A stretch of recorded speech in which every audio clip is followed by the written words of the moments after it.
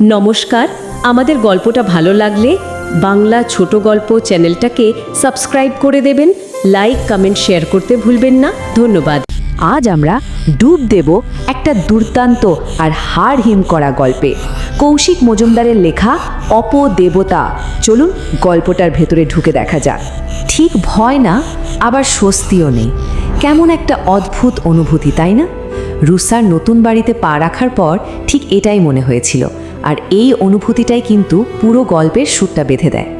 গল্পের শুরুটা কিন্তু কোনো ভূত বা দৈত্য দিয়ে নয়।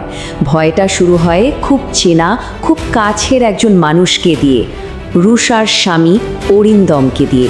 ওর মধ্যে আসা কিছু অদ্ভুত পরিবর্তন যা খেয়াল না করে উপায় নেই। চাকরির ট্রান্সফারের পর নতুন জায়গায় এসে অরিন্দমের মধ্যে কি বদল এলো দেখুন।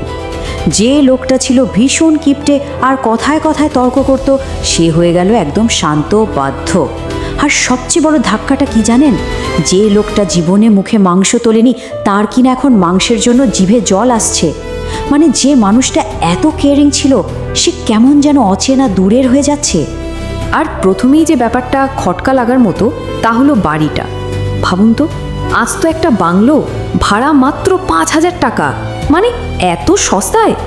শুরু থেকেই ব্যাপারটা কেমন যেন সন্দেহজনক ছিল। তো এই সস্তা বাড়িটার মধ্যে লুকিয়েছিল আসল রহস্য। এমন একটা বাড়ি যার দেয়ালে শুধু ধুলোবালি নয়, জমেছিল অনেক অন্ধকার অতীত।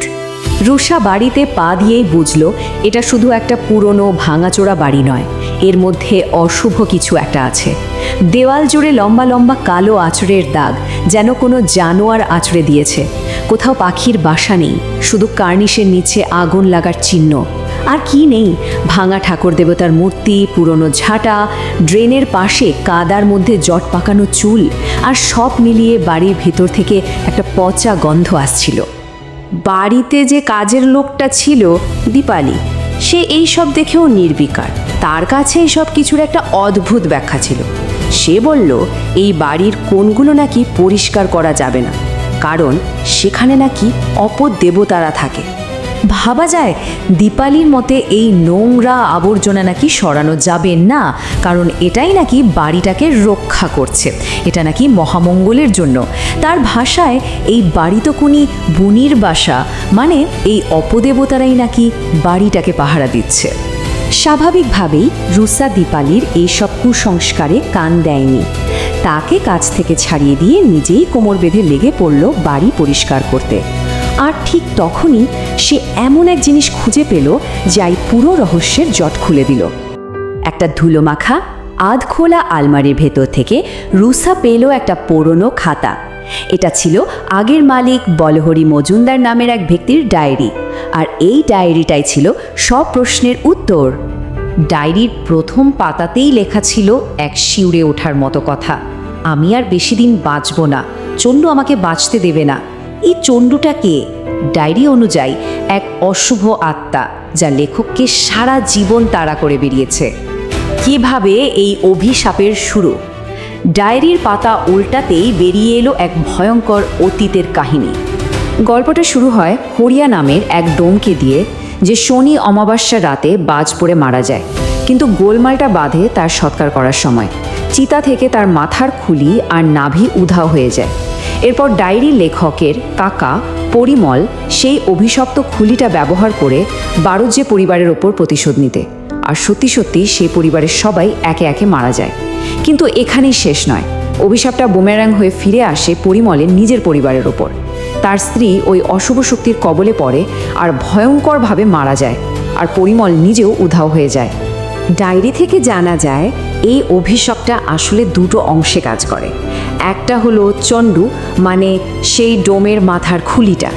এটা দিয়ে প্রতিশোধ নেওয়া যায়, কিন্তু একে খালি বসিয়ে রাখা যায় না। আর দ্বিতীয়টা হলো শল্য, মানে তার নাভিটা। ওটা যার জমিতে পুঁতে দেওয়া হবে, তার বংশ নির্বংশ হয়ে যাবে। ডায়েরির শেষে এক ওঝার কথা লেখা ছিল, যে একটা ভয়ঙ্কর ভবিষ্যৎবাণী করেছিল। ছোটবেলায় ওই অশুভ শক্তি ভর করা মহিলাটা, মানে লেখকের কাকিমা, তাকে কামড়ে দিয়েছিল। আর সেই ওঝার মতে ওটা ছিল একটা চিহ্ন, চণ্ডু নাকি আধ খাওয়ার শিকার ছেড়ে যায় না, মানে অভিশাপটা একদিন ফিরবেই তার বাকি কাজ শেষ করতে। এইসব পড়ে রুসা ভয়ে ডায়েরিটা পুড়িয়ে ফেলে। সে ভেবেছিল যাক, দুঃস্বপ্ন শেষ, কিন্তু আসল দুঃস্বপ্ন তো কেবল শুরু হতে চলেছিল। ডায়েরিতে লেখা অভিশাপটা যে এখন তার নিজের ঘরেই সত্যি হতে চলেছে তা সে ঘুণাক্ষরেও টের পায়নি। অরিন্দমের সেই ছোট ছোট পরিবর্তনগুলো এবার ভয়ঙ্কর রূপ নিতে শুরু করলো। আজন্ম নিরামিষাসে অরিন্দম শুধু চিকেন খাওয়া শুরু করলো তাই নয়, তার মাংসের খিদে যেন আর মেটেই না। প্রতি বেলায় তার মাংস চাই। একদিন তো একটা জ্যান্ত মুরগি এনে এমনভাবে কাটলো যা দেখে রুসার গায়ে কাঁটা দিয়ে ওঠে। এমনকি ফ্রিজ থেকে কাঁচা মাংস গায়েব হতে শুরু করে, বাটিটা একদম চেটেপুটি পরিষ্কার করা। আর তারপর এলো সেই ভয়ঙ্কর রাতটা। মাঝরাতে ঘুম ভেঙে রুসা দেখে অরিন্দম বিছানায় নেই। খুঁজতে খুঁজতে রান্নাঘরে গিয়ে যা দেখল তাতে তার রক্ত জল হয়ে গেল। ফ্রিজের আবছা আলোয় সে দেখল অরিন্দম দাঁড়িয়ে আছে আর লোভীর মতো কাঁচা মাংস খাচ্ছে। গল্পের একেবারে শেষ মুহূর্তে কোনোভাবে আহত হয়ে রুসার পা থেকে রক্ত পড়ছে। অরিন্দম সেই টাটকা রক্তের দিকে তাকায়। তারপর ধীরে ধীরে তার ঠোঁটের ওপর দিয়ে বেরিয়ে আসে একটা লম্বা কালো জিভ। চণ্ডু তার নতুন শরীর খুঁজে নিয়েছে। সে ফিরে এসেছে তার আধ খাওয়া শিকারকে শেষ করতে। গল্পটা শেষ হলেও একটা প্রশ্ন কিন্তু থেকেই যায়। একটা অভিশাপ কি শুধু একজনকেই তাড়া করে, নাকি সে এক শরীর থেকে অন্য শরীরে আশ্রয় খুঁজে বেড়ায়? অশুভ শক্তি কি সত্যিই কখনো শেষ হয়? এটাই ছিল আজকের গল্প অপদেবতা। মূল গল্পের শেষে কথক অর্থাৎ আমি আপনাদের কাছে একটা অনুরোধ রাখি, যদি আমাদের এই পরিবেশনা ভালো লেগে থাকে তাহলে চ্যানেলটা সাবস্ক্রাইব করবেন। আর হ্যাঁ, লাইক, কমেন্ট আর শেয়ার করতে একদম ভুলবেন না। ধন্যবাদ।